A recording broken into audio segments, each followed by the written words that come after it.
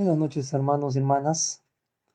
Estamos compartiendo el día de hoy un tema que lleva por título consagración y estamos usando como contexto bíblico el templo de Jerusalén construido por el rey Salomón, y la base bíblica de este tema está en 2 Crónicas, capítulos 5, 6 y 7.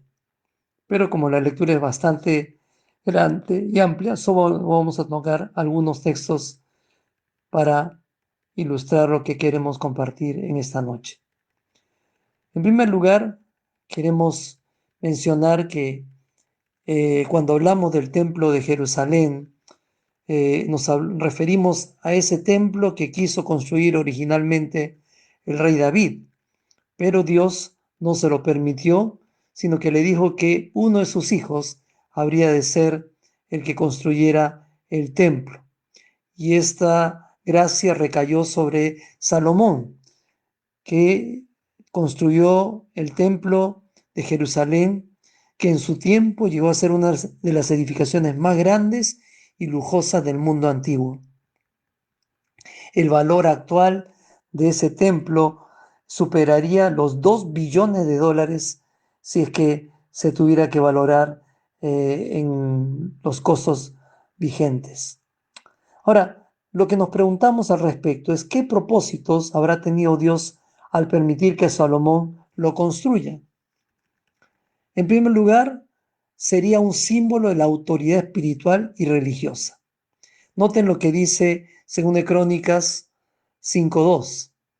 Entonces Salomón mandó llamar a los ancianos de Israel y a todos los jefes de las tribus, los líderes de las familias patriarcales de Israel, para que fueran a Jerusalén. Ellos debían trasladar el arca del pacto del Señor desde su sitio en la ciudad de David, también conocida como Sión, hasta el templo. Una de las cosas que hay que notar es que al ubicar el templo en Jerusalén, capital de la nación de Israel, Dios estaba centrando la devoción y la adoración a Él en el corazón mismo de la nación. Y con ello estaba aspirando que se transmitiera ese mismo culto a Dios de generación en generación. En segundo lugar, el templo sería un símbolo de la santidad y majestad de Dios. El capítulo 5, versículos 7 al 9 dicen: Luego los sacerdotes llevaron el arca del pacto del Señor al santuario interior del templo, el lugar santísimo, y la colocaron bajo las alas de los querubines. Los querubines extendían sus alas por encima del arca y formaban una especie de cubierta sobre el arca y las varas para transportarla. Estas varas eran tan largas que los extremos podían verse desde el salón principal del templo, el lugar santo, pero no desde afuera, y allí permanecen hasta el día de hoy. Luego los versículos 12 y 13 dicen: los levitas eran músicos, Asaf, Emán, Jedutún y todos sus hijos y hermanos, vestidos de manto de lino fino, estaban de pie en el lado oriental del altar y tocaban címbalos, liras y arpas. A ellos se les unieron 120 sacerdotes que tocaban trompetas. Los trompetistas y los cantores se unieron para alabar y dar gracias al Señor. Al son de trompetas, címbalos y otros instrumentos, elevaron sus voces y alabaron al Señor con las siguientes palabras: Él es bueno, su fiel amor perdura para siempre. En ese momento, una densa nube llenó el templo del Señor. Notamos que la arquitectura del templo, toda su ornamentación tan finamente elaborada, hablaban de la grandeza del Señor, inspirando reverencia, inspirando respeto en todo aquel que lo veía o que ingresaba para admirar su interior. No era pues de extrañar el entusiasmo tremendo que mostraron los levitas y los sacerdotes, que con devoción cantaron y tocaron sus instrumentos en alabanza y adoración a Dios por el privilegio tremendo de estar en su santuario. En tercer lugar, este templo sería un símbolo del pacto de Dios con su pueblo. Dice el capítulo 5, versos 4 y 5, una vez que estaban presentes todos los ancianos de Israel, los levitas levantaron el arca. Los sacerdotes y los levitas trasladaron el arca junto con la carpa especial y todos los objetos sagrados que había en ella. Les recordaba la ley que les fue dada como señal del compromiso de Dios de bendecirlos, así como el del pueblo de adorarlo solamente a Él, apartándose de toda otra divinidad, ídolo, fuerza o influencia que no sea el Dios de Abraham, de Isaac y de Jacob. En cuarto lugar, ese templo sería un símbolo del perdón y la promesa del Mesías. El capítulo 5, versículo 6 dice: delante del arca, el rey Salomón y toda la comunidad de Israel sacrificaron ovejas, cabras y ganado en tal cantidad que fue imposible llevar la cuenta.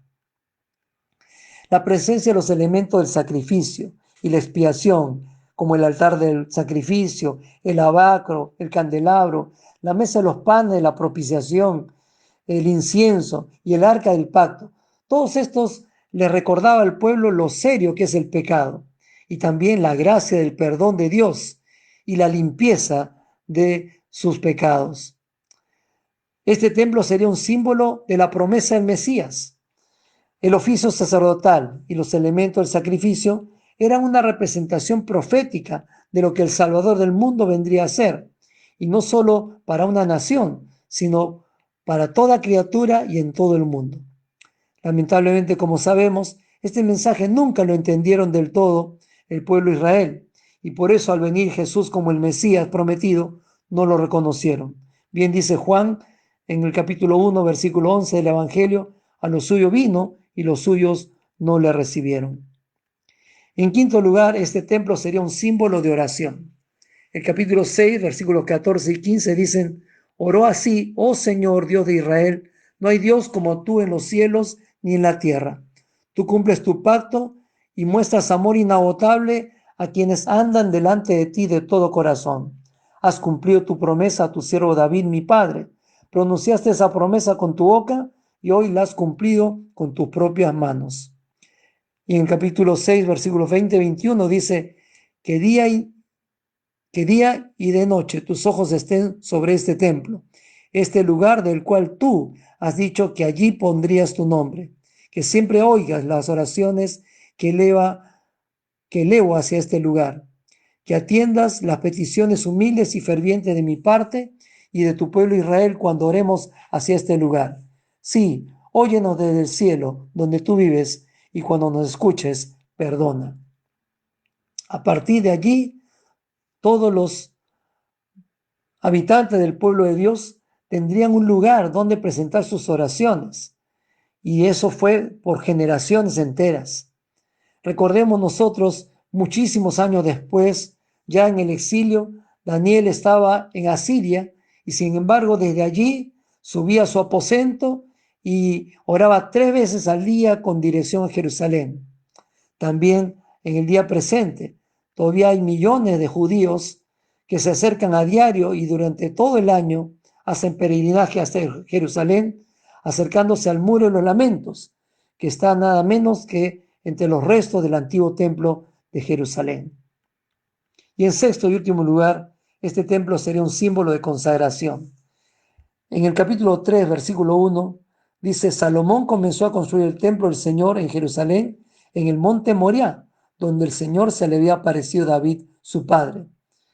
Veamos la referencia de 2 Samuel 24, 15 al 25, donde está esto. ¿Qué quiere decir? Que se construyó sobre lo que fue el monte Moriah, ese lugar donde Abraham estuvo por sacrificar a su hijo Isaac, en testimonio de su amor, de su obediencia y su consagración a Dios por encima de todo. Esto registra Génesis capítulo 22.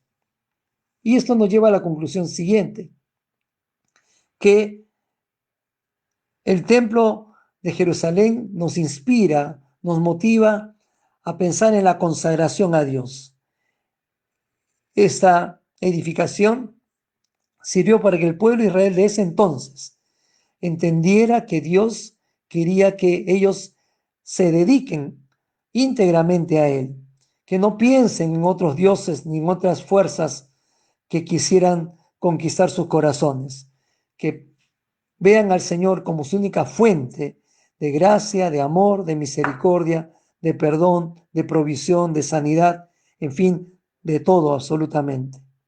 Lamentablemente, La historia nos dice que este hermoso y majestuoso templo fue destruido años más tarde por Nabucodonosor I, rey de Babilonia, quien dañó seriamente el templo y lo saqueó llevándose los instrumentos sagrados a su palacio para libar licor en ellos y adorar a sus dioses paganos. Pero hermanos, recordemos que ya no tenemos necesidad de un templo hecho por manos humanas. Es más, no tenemos que ir, no tenemos que entrar a un lugar especial para orar o adorar. ¿Y por qué? Porque gracias a Dios y a la obra redentora y salvadora perfecta de Jesús en la cruz, todos los que creemos en Él y lo confesamos como nuestro Salvador y Señor, tenemos libre acceso al lugar santísimo. Su Santo Espíritu mora ahora en nosotros y lo tenemos con nosotros y en nosotros. ¿Cuándo? Los 365 días del año, las 24 horas de todos los días. Recuerde lo que dice su palabra. Nosotros somos el templo del Dios viviente. Como dijo Dios, viviré en ellos y caminaré entre ellos. Yo seré su Dios y ellos serán mi pueblo. Y yo seré su padre y ustedes serán mis hijos e hijas, dice el Señor Todopoderoso. 2 Corintios 6, 16 y 18. Y es gracias a esa verdad que como hijos de Dios también podemos interceder al Señor por nuestra nación y por el mundo entero en este tiempo. Dice la palabra, si mi pueblo se humilla y ora, busca mi rostro, entonces yo oiré sus oraciones y sanaré su tierra. Dios le bendiga, queridos hermanos. Pensemos en la importancia de vivir consagrados al Señor. Oremos.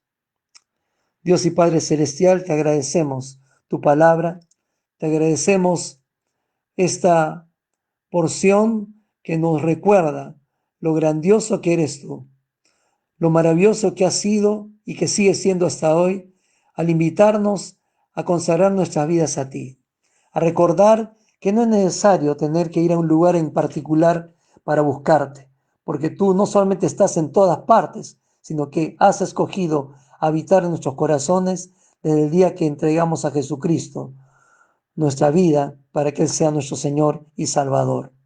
Ahora, Padre, aprovechamos esta ocasión para poner nuestro país delante de ti una vez más, para orar por todas las personas que están padeciendo la infección del coronavirus o aquellos que están con el riesgo de muerte.